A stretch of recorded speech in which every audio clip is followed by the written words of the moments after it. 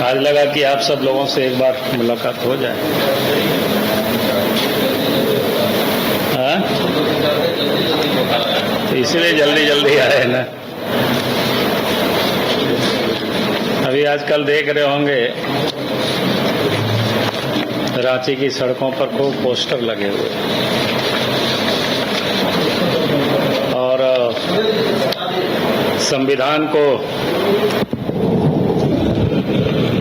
बचाने की लोग रैली करने वाले हैं।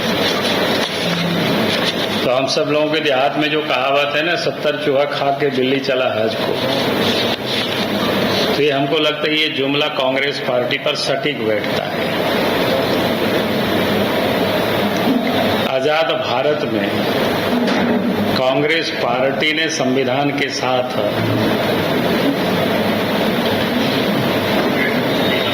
जो अन्याय किया है, या उसको कह सकते हैं क्या किस शब्द को प्रयोग करें, संविधान की धज्जियां जिसको कहते हैं ना, उड़ाया है। और वो कांग्रेस पार्टी पिछले 1-2 वर्षों से घूम घूम करके कि अपने आप को संविधान के रक्षक और हिमायती वो मानते हैं। यानी वास्तव में संविधान को ये लोग दिल से नहीं मानते हैं, संविधान की कॉपी को लोग जेब में लेकर के घूमते हैं। यानी भारत के संविधान को इस देश की कांग्रेस पार्टी ने अपनी जेब के संविधान इसको बना दिया था। और फिर देश की आजाद भारत में नेहरू जी ने चुनाव से पूर्व ही पहला तो इन्होंने संशोधन किया, 1951 में संशोधन किया। फिर आजाद भारत में कांग्रेस पार्टी ने सबसे अधिक समय तक इस देश में उन्होंने राज किया। उस कालखंड में भी लगभग 81 ऐसा कोई संशोधन उनमें हुआ है, 78 ऐसा कांग्रेस के शासन में संविधान में संशोधन हुआ। और कांग्रेस पार्टी ने जो संविधान के संशोधन किया तो अपने हितों को देख करके किया, अपने वोट की राजनीति के लिए किया। उन्होंने राज्य की या देश की जनता के हितों में उन्होंने नहीं किया।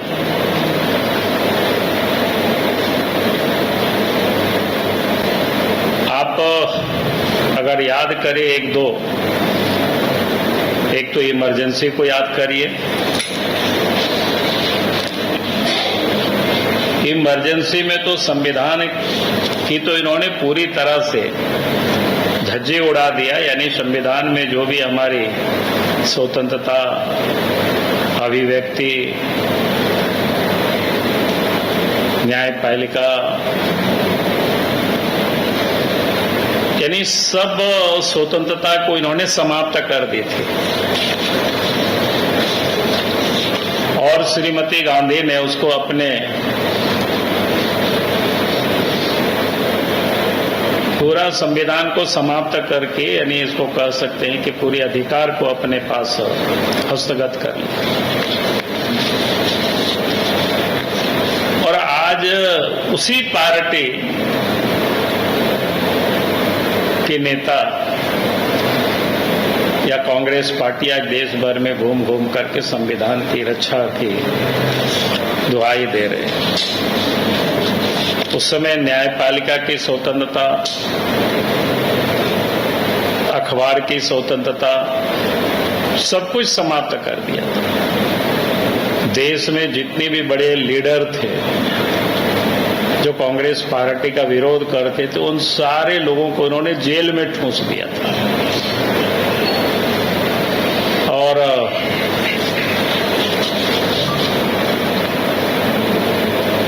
यानी किसी भी प्रकार की कोई स्वतंत्रता किसी के पास बचा हुआ नहीं था।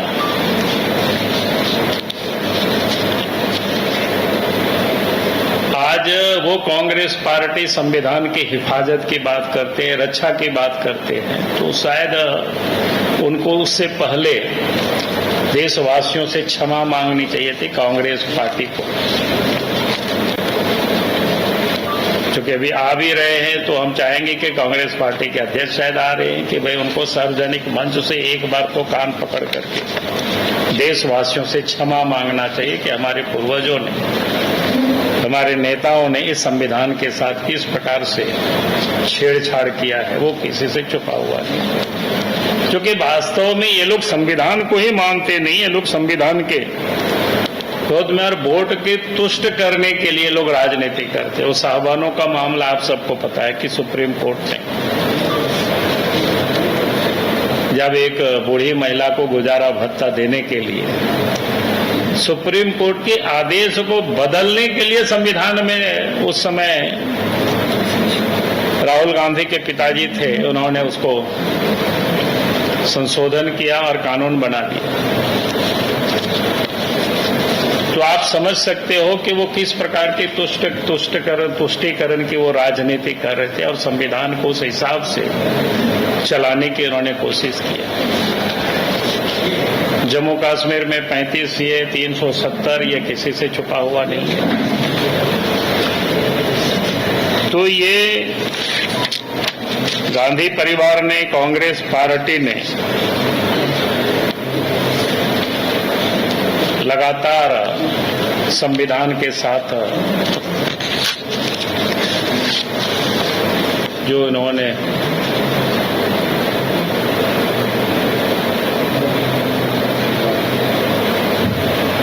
उसका कोई एक माकूल शब्द उन्हें खोजना पड़ता है कि कौन सा शब्द उसके लिए प्रयोग किया जाए। ये कांग्रेस पार्टी का संविधान की हत्या कह सकते हो, खिलवाड़ कह सकते हो, यानी ये भी लगता है कम पड़ता है ये सारे शब्द भी उसके लिए, जिस प्रकार से संविधान की उन्होंने धज्जियां उड़ाई है।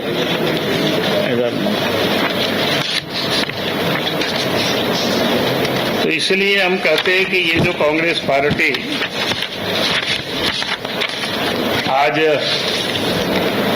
उसकी वो रैली कर रहे हैं, तो हम जरूर चाहेंगे कि कांग्रेस पार्टी को इसके बारे में बतानी चाहिए और देश की जनता के सामने उनको माफी मांगनी चाहिए। और झारखंड प्रदेश में जहां आ रहे उनके सहयोगी, उनकी यहां सरकार है, उस सरकार के भी मंत्री ने पिछले दिनों आप सबके संज्ञान में हम लोग आ चुका है, लेकिन फिर से मैं दोहराना चाहता हूं, उस पर कांग्रेस पार्टी को ये बतानी चाहिए जहां एक उनके मंत्री कहता है कि हमारे लिए संविधान से सरिया ऊपर है, बड़ा है।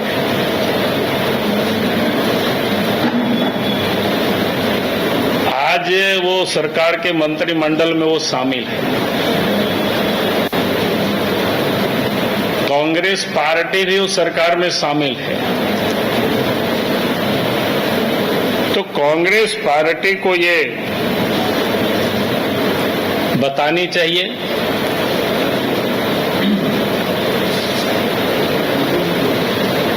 हफीजुल हसन अंसारी के वो जो बयान आया है उससे क्या कांग्रेस पार्टी सहमत है या उस पर वो क्या कार्रवाई करेंगे। जो विशुद्ध रूप से जिसको कहते हैं ना संविधान की वो धज्जियां उड़ाना जिसको कह सकते हैं, उन्होंने धज्जी इसको उड़ाया। फिर अभी आप देख रहे होंगे पिछले आज तो कितना 4 तारीख हो गया, 4 दिन से झारखंड में बिना डीजी के चल रहे हैं।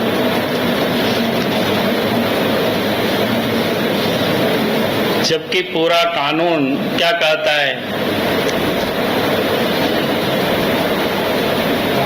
यानी भारत क्या बोलते हैं, भारतीय सेवा नियमावली में जो प्रावधान है उसके तहत वो 30 तारीख को वो रिटायर कर गए। भारत सरकार ने उसके लिए पत्र भी दे दिया है, लेकिन सरकार ने बेशर्म की तरह उनको भी बिठा करके रखे हुए आज तक डीजी बना करके। तो आप समझ सकते हो कि ये लोग संविधान को कितना मानते हैं, कानून को कितना मानते हैं। तो ये कानून कि सिर्फ नौटंकी ये लोग करते हैं, ड्रामा करते हैं कि हम संविधान की रक्षा करते हैं, हम कानून के रक्षा करते हैं, हम हितैषी हैं। वो ड्रामा से और अधिक कुछ भी नहीं है। और इसलिए हम चाहेंगे कि कांग्रेस पार्टी को इन तमाम सवालों का जवाब उनको देनी चाहिए कि उन्होंने किस प्रकार से संविधान की धज्जियां उड़ाई है। उसमें से हमने खाली एक दो जो उदाहरण था, फिर देश में चुनी हुई तो 90 बार सरकार को कांग्रेस की ही सरकार रही है, अन्य पार्टियों की भी सरकार रही है। 356 धारा का कितने दुरुपयोग किया है वो हर किसी को पता है, अकारण ही। और आज वो संविधान के अपने आप को रखवाले कहते हैं। तो इसलिए हमने कहा कि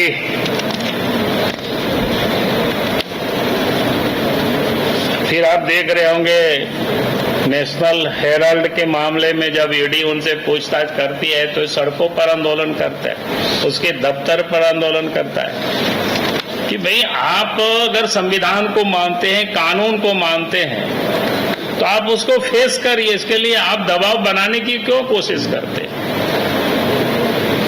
आप उसके लिए सड़कों पर आंदोलन क्यों करते हैं? आप फेस करिए उसको, बताइए क्या है मामला, अदालत में आप बताइए। लेकिन आप देश में माहौल को बिगाड़ने की कोशिश करना, दुष्प्रचार करना, ये क्या दर्शाता है? यानी चोरी भी और सीनाजोरी भी, ये दोनों काम कांग्रेस पार्टी करती है। इसलिए हमने कहा कि भाई ये जो कांग्रेस पार्टी की आदत है तो उनको ये बतानी चाहिए कि किस प्रकार से उन्होंने संविधान को कमजोर किया है। यहाँ तक कि जो संविधान निर्माता बाबा साहब भीमराव अम्बेडकर जी का भी कितना अपमान किया है, वो किसी से छुपा हुआ नहीं है। तो इसीलिए लगा कि बड़े बड़े बोर्ड मैंने देखा तो मुझे लगा कि नहीं, कांग्रेस पार्टी आ रही है 6 तारीख को, तो उनको इन सारे सवालों का जवाब देनी चाहिए और सार्वजनिक रूप से उनको माफी भी मांगनी चाहिए कि भाई हमारे पूर्वजों ने संविधान के साथ गलत किया है, उसको उनको स्वीकार करना चाहिए, माफी मांगनी चाहिए और उसके बाद फिर आगे वो बात करे तो शोभा देगी। चलिए भाई, बहुत बहुत धन्यवाद। सरकार ने चिट्ठी भेजी जो केंद्र का चिट्ठी आया था, क्या लग रहा सीन का बदला है? नहीं, सीन क्या बनेगा, सीन तो स्पष्ट है भाई। भारतीय प्रशासनिक सेवा का जो, पुलिस सेवा का जो रूल है, नियम है, उसके तहत यहाँ तक कि सुप्रीम कोर्ट का भी जो वर्डिक्ट है, वो सारी चीजों को उस चिट्ठी में, उस दिन मैंने आप सबको दिखाया भी था, तो उसमें सब कुछ लिख करके बता दिया गया कि भाई इनका 30 तारीख को इनकी सेवा समाप्त हो रही है। तो आप बार बार जबरदस्ती करके चिट्ठी भेजेंगे तो उससे क्या होने वाला है? यानी इसीलिए इस सरकार को इन्होंने रखे हुए ताकि ईडी ने जिन केस को यहाँ किया, ईडी के केस को समाप्त कराने के लिए। ईडी मैनेज होता है क्या? मैनेज नहीं, उस केस को नहीं, ईडी के केस को समाप्त करने के लिए। समाप्त मतलब सीआईडी से जांच कराना, एसीबी से जांच कराना, गवाह को जेल में डालना, ताकि वो केस खत्म होगा तो उनका प्रेडिकेंट जो ऑफेंस बनता है वही समाप्त होगा। तो फिर जो मुजरिम है, जो ईडी ने जिन लोगों को जेल में डाला है, जिनके ऊपर केस किया, वो सारे के सारे समाप्त हो जाएंगे। इसीलिए अनुराग गुप्ता को इन्होंने यहाँ पर डीजी को बना करके रखा है। भेजा जाएगा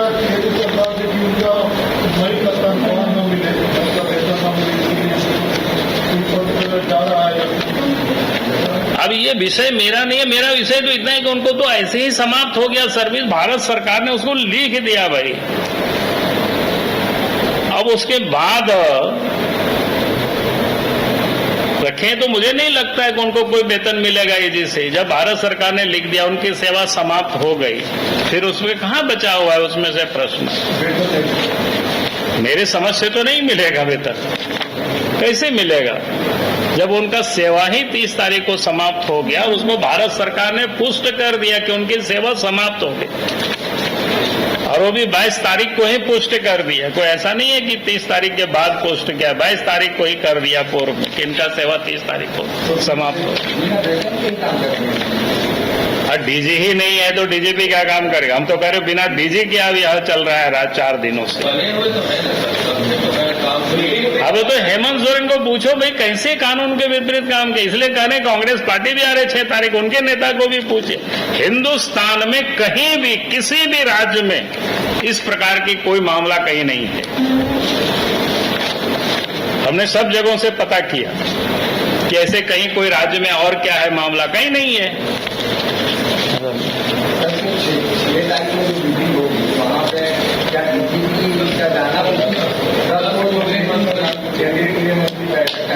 हम कहा कि ये तो है ही नहीं डीजी भाई।